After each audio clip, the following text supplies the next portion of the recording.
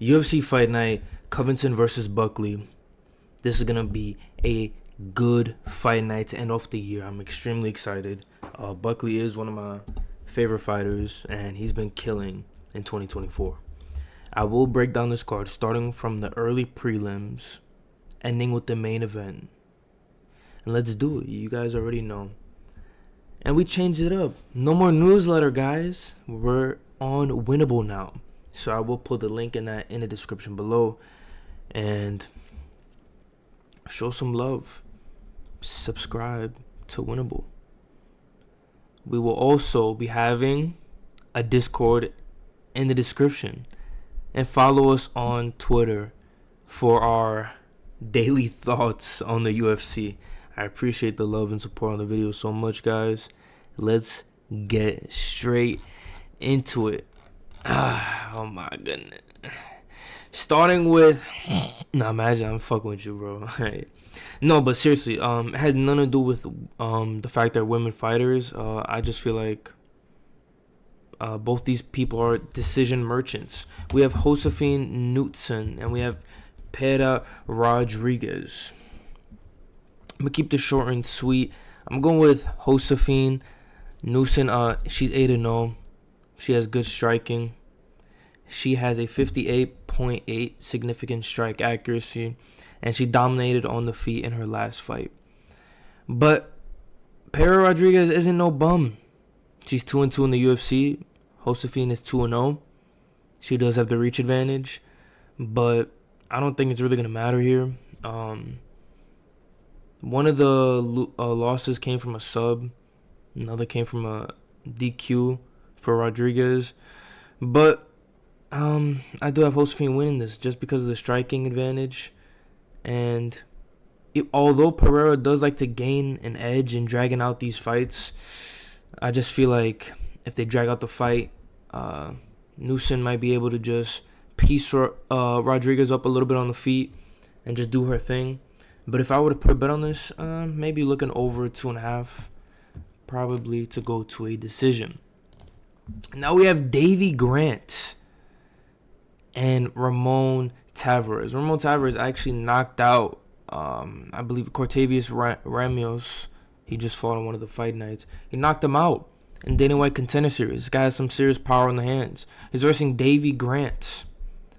Bro is 38. Davy Grant is 38. He's 15-7. He's been finished 4 times. And he's 9-4 in submissions. I mean, you know what I mean? His last time was being finished was in 2018 though. But when the fight does go to the distance, he's 2-3 in decisions. The third being 3 losses when it goes to decision. He's versing Ramon Tavares. Younger. He's 10-2. He has 8 finishes. He's 5-2 from knockouts. He has been knocked out. He is, I don't want to say he's chinny, but those 2 losses are from knockout, not decisions. He's 1-0 in the UFC, and that one being a decision. No, it's not. He's not 1-0. I believe. Oh, I mean, Dana. If you're counting the Dana White Contender Series, then he's 3-0. I mean, he's 2-0, 2-1. But if you're not considering Dana White Contender Series, he is 1-0 in the UFC. He's 4-1 in his last 5. And his last submission win was in 2022. Enough said. I just feel like Ramon has the age advantage. Hungrier, quicker. And yeah. All right. Moving on up the card. Now we have Miranda Maverick versus Jamie Lynn North. Now I'm just give you my little 2 cents on this fight, as I do obviously with every fucking fight, whatever. Although Miranda Maverick is 16-5, and Jamie Lynn is 7-1, I really don't have a pick for this fight. Miranda Maverick is 0-3 against opponents who haven't been finished, and Lynn has never been finished. So that's just one of the issues I see here. Although Miranda Maverick does have 9 finishes, 8 of them are subs. She's a little brolic though. I'm surprised she don't got a little fucking knockout power. You know what I'm saying? But Miranda Maverick does do better against taller fighters. But when she beats the taller fighters, they're a little older. And Jamie Lynn hasn't been finished. She has 3 KOs and 2 subs. She's 2-1 in the UFC, but seems she can't find a finish in the UFC. She should have won her her split decision loss, and she's 2-0 in career title fights, both by finish. I would lean towards the underdog here, but here's the reason I would probably say Miranda Maverick might be able to get this done, and why I won't really pick any person here. Miranda Maverick just has more experience in the UFC. The UFC is different from other organizations. We just seen with Kai Sakura. He was cooking in his other organization, came to the UFC, got destroyed by Pantoja, 2nd round submission. So Jamie Lynn shouldn't be this much of an underdog in my opinion, but I feel like going with a dog. Let's go with Jamie Lynn by decision. Moving on up the card, we have Miles Johns and Felipe Lima. We have the up-and-comer Felipe Lima versus the old crafty vet Miles Johns. Now, here's the problem with Miles Johns. He's supposed to fight Cody Garbrandt. I actually had him to beat Cody Garbrandt just because he does have that wrestling advantage. I will pick Miles Johns in this fight, though. If I'm being honest, Miles Johns just had more time in the UFC. You know what I'm saying? Felipe, he has a lot of hype, but I wouldn't really trust him. And I believe he is the favorite, actually. I don't really know. Miles Johns, he wrestles and strikes, but sometimes he doesn't know what he's gonna do. He's gonna wrestle more, then he's gonna strike. I'm not sure. So I wouldn't bet him.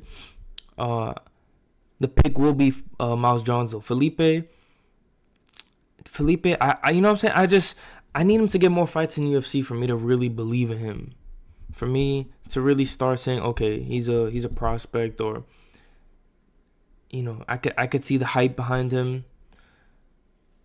So yeah, the pick will be Miles Johns, and I'll say he gets the win by decision. And then we have an interesting fight.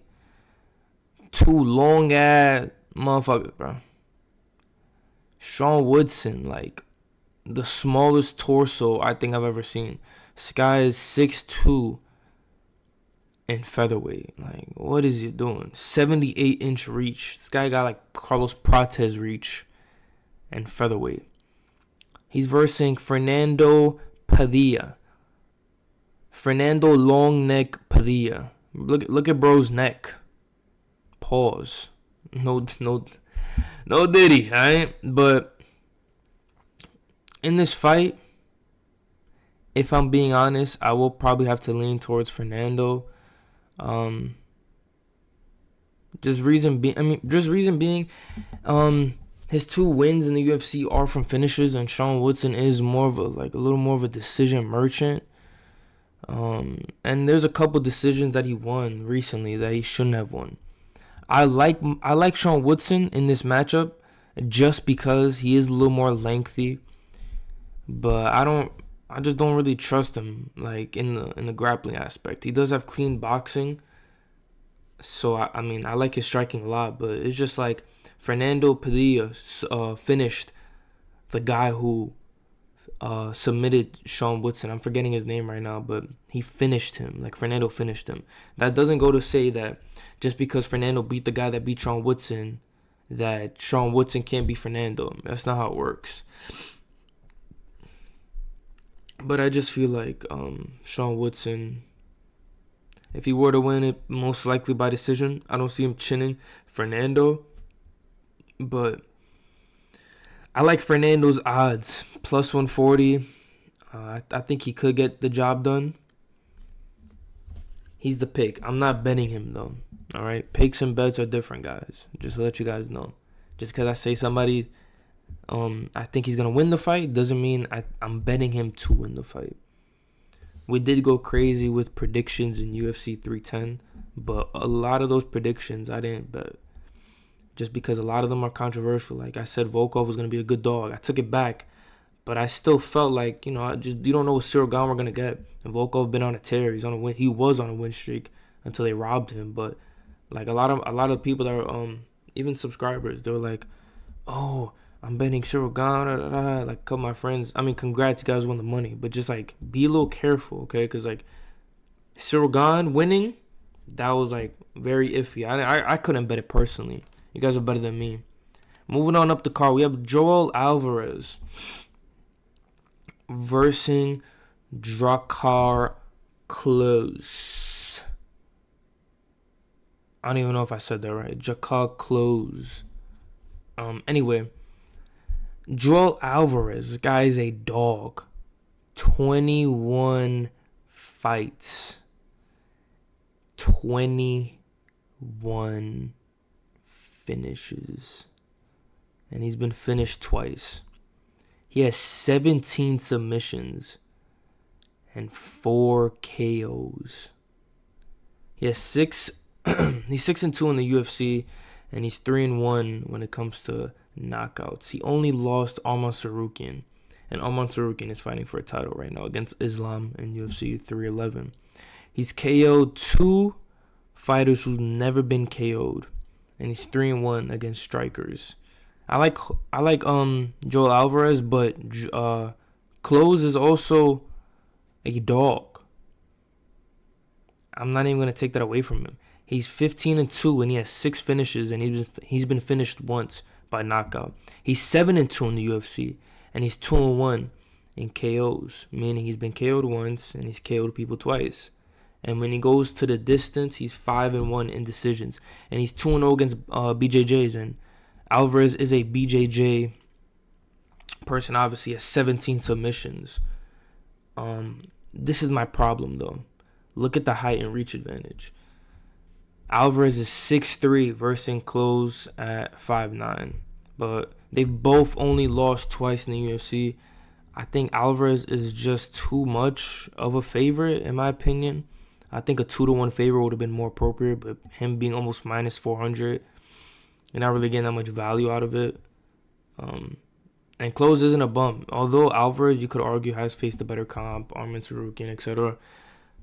I mean, he does have the reach advantage as well. He'll probably win this, but Klose is like, he's not a bum either. He lost twice.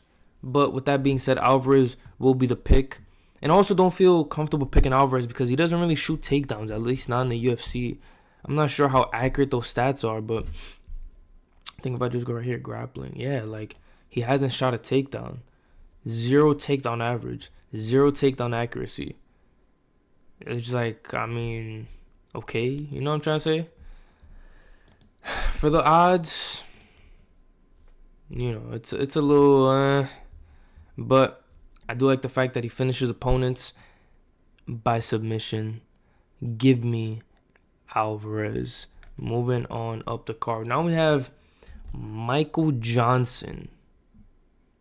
They found bro off the A train, you know what I'm saying?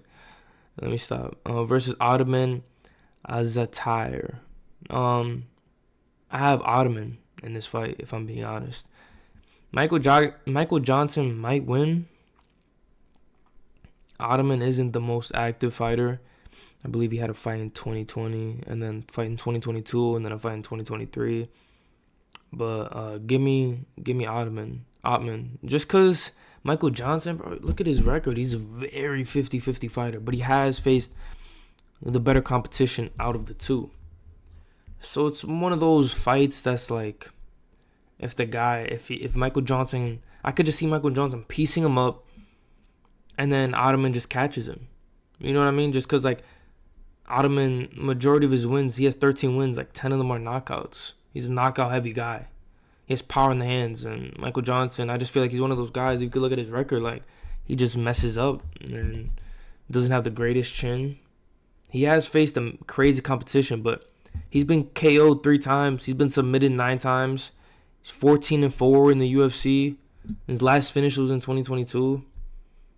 You look at Ottman. He has 12 finishes, 2 subs, 10 KOs. But usually to win, he needs to finish his opponents. So mainly by KO. So I mean, a crazy bet would probably be like Michael Johnson. Ottman by like KO. It's up to you guys. The pick will be Ottman though, but I wouldn't be surprised if Michael Johnson won, to be honest.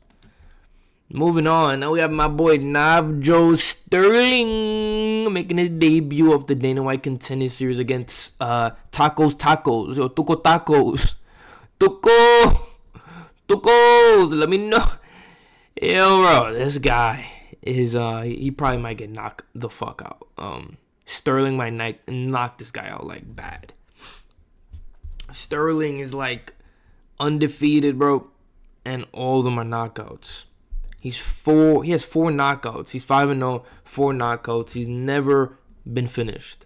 He's making his UFC debut, and he's coming off a TKO win in the Dana White Contender Series, bro. And that was a nasty KO. And he has a 68% significant strike accuracy. He's an active fighter, and this will be his 4th fight of the year. And Tacos is 10-4. He has 8 finishes, but he's been finished 3 times, and he's on a little bit of a losing streak. So I just don't know. Finished 3 times, 2 by KO, 2-1. He has 2 subs. He lost by sub. So he's been finished 3 times. This guy hasn't lost. And he's KOing everybody. Did good on Dana White Contender Series, undefeated. I like Sterling. I think Tacos is Tuco Tacos is done with. Yeah, Sterling will be the pick by KO. Moving on up the card. Now this fight is going to be interesting because Daniel Marcos is undefeated, but he has not faced good competition. He just hasn't faced good competition. The pick will be Adrian Yanez. Daniel Marcos hasn't faced good competition. He's 16-0, but he's against garbage cans. You know what I'm trying to say? Like, he's versed garbage cans. Adrian Yanez is just, I don't know. I like his work ethic. I don't know why I couldn't get that out, but I like his work ethic. God damn, bro. Oh, I like his work ethic. I think he's cooking up. And I think Daniel Marcos might get fraud checked in this fight. Just something is telling me, like, Daniel Marcos is, I don't know, bro. Bro got red hair, man. Bro got red hair. You know what I'm trying to say? Like, let's just look at the facts. Let's call it what it is. Bro got red hair. Think he's going to come in and piece up Adrian Yanez, bro. I'm not going for it. I'll do a more in-depth breakdown, to be honest. I do like Adrian Yanez, though. I just gave you guys a little sneak peek. I'm going to have Adrian Yanez as the underdog of the week. I'll do a full in-depth breakdown on that fight. Maybe. Or maybe it might be Ottman. We'll see what's up. Then we have Vitor Pedrino versus Dustin Jacoby. I like Pedrino in this fight. I like Vitor, but my problem with Vitor is he lost to Anthony Smith, bro. Like, and that's his only loss. Like, what is he doing, bro? You know what I'm trying to say? Like, what are you doing? He literally was undefeated until Anthony Smith. So it's like, bro, I was gonna bet you, but I was gonna pick you to win, but then now, like, you're losing to Anthony Smith. I don't know what you're doing, but he should beat Dustin Jacoby. I mean, just in my opinion, he's okay. Last 4 times in his recent 5, it was to decent competition. He lost 4 times in his last 5. My fault, Dustin. He lost 4 times in the last 5, and it was to decent competition. But regardless, he still lost. And this is a light heavyweight bout. Petrino does have some Vitor does have some solid power on the feet. I'll pick him to win. Then we have Manel Cap, flyweight division versus Bruno Silva. Everything makes me want to pick Bruno Silva in this fight. Manel Cap is just too good on the feet, though, unfortunately. And I think he will lose to Bruno. I mean, he will beat Bruno Silva just because he's just too good on the feet. Even though Bruno Silva does have some grappling, I doubt he's going to submit Manel Cap, to be honest. Manel Cap is like that guy who loses to competition. Like, if he's losing the competition. Like, he lost to Pantoja, lost to Makev, RP Makev. He ain't dead, but bro not in the UFC no more, man. And yeah, I think he just has the cleaner striking. He probably piece up Bruno Silva on the feet. And I mean, I could see Bruno Silva maybe trying to shoot a couple takedowns, maybe getting a little something, but I mean, I don't see it going more than that. Manel Cap will be the pick, and the odds do say, it doesn't show the odds, but he's like a minus 400 favorite. Then we have Cub Swanson, 41-year-old Cub Swanson versus Billy Quarantillo. The pick will be Billy. Both are pretty stand and like bang fighters. Both of them just gonna stand up and throw. Both of them have power. Both are coming off a loss. Both have the same reach. Pretty much have the same build. But this is gonna be a fire fight. It's gonna be two guys just throwing it down. But Swanson is a 50-50 fighter. He is older. Billy is younger. I just don't really believe in fighters. There's only like a few fighters that I really believe that get the job done at 40 plus years old. And there's like a handful. Like very small handful. We got Jim Miller. You know what I'm saying? We had put a little bet on him, Jim Miller. But yeah, this is gonna be a firefight, probably end the knockout. I don't see this really going the distance at all. It could though, but I don't. Now we're going on to the main event fight of the night. Colby Covington versus Buckley.